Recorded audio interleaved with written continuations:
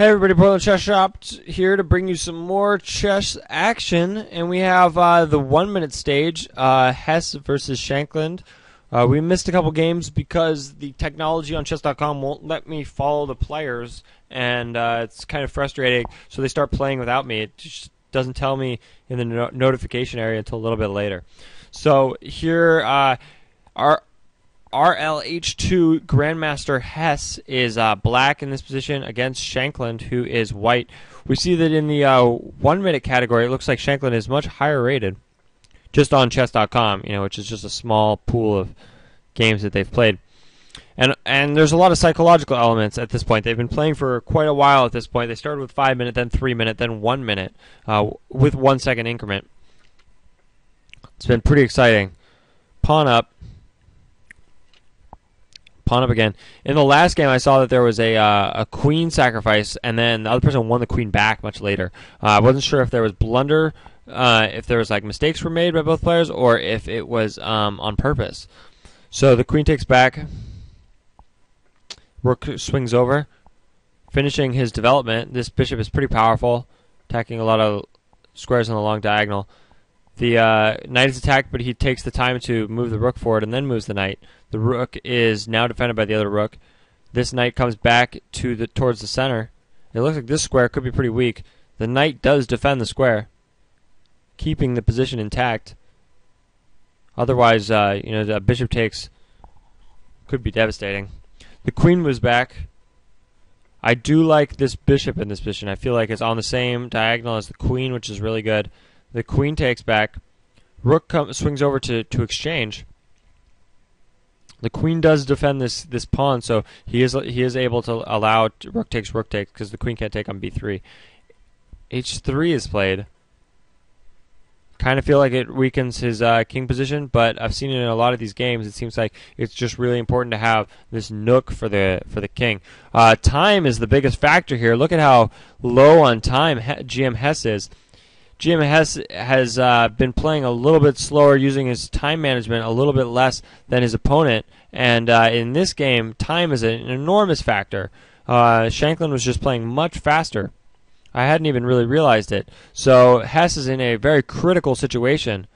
The position of the position of the pieces isn't as important as the huge time advantage. Also, a rook versus a bishop is much better. So Hess is in a ton of trouble, but it seems like he may have just won a queen. No, he can't. He moves his queen, trying to be a little bit tricky, but it looks like he just dropped his bishop. No, he didn't, because then the queen would take.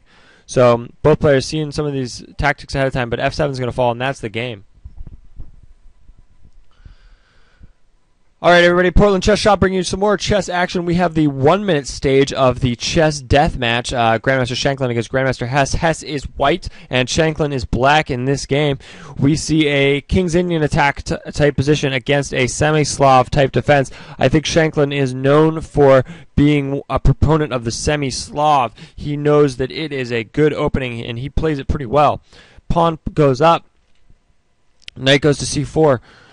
Bishop moves back, so Shankland playing basically c6 and d5 against every king pawn opening, because he's playing the Caro-Kann against the e4 as well.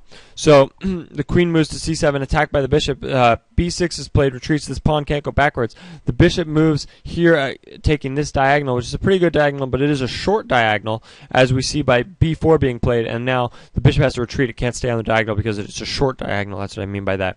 So this bishop is attacking the key square. The knight retreats, and the knight could come over here. These games are pretty fast. f3 is played. That move looks like not a move you want to play. The king is a little bit weak, but I don't know, just kind of a weird position. I don't even know what. There's not even a Tetris shape, in this shape. Like pawn moves up, attacking the knight. This pawn takes this pawn, takes the knight. Queen takes the bishop. Knight jumps up. The knight defends this square. That's pretty interesting. The queen takes the knight, but the other bishop takes the queen, and now the pawn takes. These are some fast tactics, guys. So the king moves up. It looks like this bishop isn't really in play yet. This bishop could become in play after this move. So after takes, the king will be able to take a take here. So this looks like I don't know. Hess could be doing well in this position. I'm not totally sure. It's a little bit complicated. Takes, rook takes. I think that this rook is a little bit more active, and this bishop might be a little bit more active. Yeah, this rook is definitely more active, as we see this rook defending, while this rook controls some key squares. Now the pawn goes up, though. How is he? That may have been a blunder. Yeah, that was a blunder, so that is the game. Portland Chess Shop here to bring you the bullet chess action. We have another game, Shankland versus Hess in the 1-minute stage. This has been a really close match. I'm not even sure who is winning at this point. You know, in this round in the bullet stage, Shankland is up 3-2, but these are a bunch of different games. C3. This bishop is defended here. If he takes back, he'll take back with a pawn and then try to use the H file for some sort of checkmate. The knight will be forced to move, and then the queen comes to e4, and then comes to h4 is the idea. But this pawn is just advancing. He plays up, has some light square weaknesses, but this light square bishop isn't really doing much yet. The bishop retreats to attack the knight, attack the rook, preventing, you know, like b5, for example. The knight moves forward. This knight goes to the center. The bishop retreats. I like this series of exchanges here, thinking that the knight in the center is better than retreating the bishop. But bishops are pretty mobile. They're able to do a lot pretty quickly. It looks like he may have wanted to move the bishop back in order to play g5, trying to break open the position. So this is pretty exciting. He has overprotected this square, I think. b4 cannot be played because takes without a sacrifice. The knight does get to g6, and then he plays g5. This could be good for Shankland. Seems like he's opening up the position. He takes here, the knight takes back, and then now he's going to take. But the rook takes, defended by the queen. But the queen moves up, attacking the rook and threatening some sort of checkmate. The queen moves over. He could take the rook. But if he takes the rook, then this bishop will follow check, and it could be a mating situation. He decides to take back with the pawn. Now takes the bishop. Bishop check. So he didn't win material. The rook moves over. Pretty exciting. If pawn up, then the king's going to the corner. Takes could be good. Pretty exciting. So both players have about 30 seconds. It's a 1-minute game, but this is the critical position. And Shankland's in a deep think, decides to retreat his bishop. Queen moves back.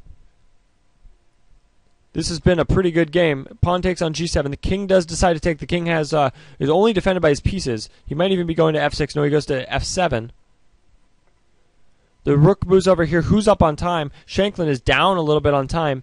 And it looks like whose king is more exposed? Hard to say. It depends on the activity of the pieces. I don't know. These pawns are on the same color as the bishop, but the knight, if it moves out, could expose the king. Maybe the knight's worth is a little bit better. But here, a powerful move is made. Rook here, attacking the queen, the same diagonal as the queen and the king, finishing the game. Shankland is up 4-2 in this stage. So I think Shankland is probably up in the match by probably 1 point. Very close. They've played 10, 15, 20 games. Who knows? We see some serious just like attacking the king in these bullet games. H5 is played, just sort of disregarding development or castling himself, trying to go for this checkmate, which I think is awesome. I love checkmates. I could imagine takes, and g5. Looks like the knight could come here, but then bishop will take. Takes, threatening h7. f2 is also very weak. Decides to try to trade the bishops because the queen was defending here. So this move made two things. It made a threat and a defense. Pretty good. It's good to defend and threat at the same time. Knight moves back. Overprotecting h7. Seems good. Knight retreats. Pawn moves up. Takes. a5. b5, a4, g6 is played.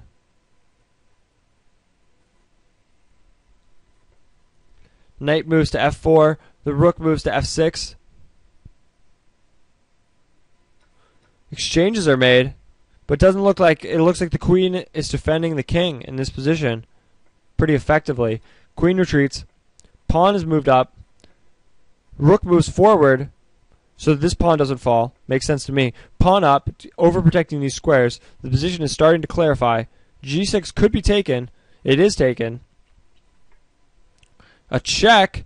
That wins the queen. No, it doesn't. It just looked like it won the queen. So now checks are made, and the rooks are exchanged, and white wins by resignation in this position. So this is some exciting blitz stage. E4, E5 is played. I think it's the first time we've seen this opening. Now C3 and D4. The bishop moves in, the knight takes. Oh, we see this position again. This is pretty sweet. This is a check on B3, so we haven't seen this once before. And now the queen takes on B4. This is just theory. The king castles, the knight moves forward. Queen moves. Exchanges are made. We see Shankland is playing so fast that he's up 2 seconds with the 1 second increment, using less than 1 second. Knight moves to B4. The rook moves to the open file, the open C file. The rook jumps down to C2. F3.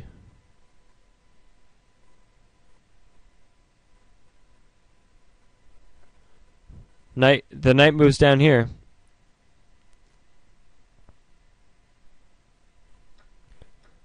Rook takes D2. And check! Devastating. No, maybe not devastating. I thought maybe this bishop was going to fall, but the rook is still defending. So now it takes, and the rook moves over here. We have 5 pawns against 5 pawns. The action is very fast. This rook seems kind of active, but at the same time, 3 pawn islands. I have to say that Shankland, I think, is ahead here. Less pawn islands is a good thing. But these endgames are pretty complicated. I think that Shankland has also shown that he is pretty good at the endgames. Moves his king towards the center with safety. The pawn falls. Rook moves here. B3 is played. The rook moves back over here. Pawn up is played. Yeah, white. This seems like kind of good for white. White has doubled on the F file. Plays B5. Ooh, this could be good. He could win the rook if he can make this pawn fall, which would be really good. So this move is played. King is probably gonna have to go to G6. This is played pawn up or rook up. Takes.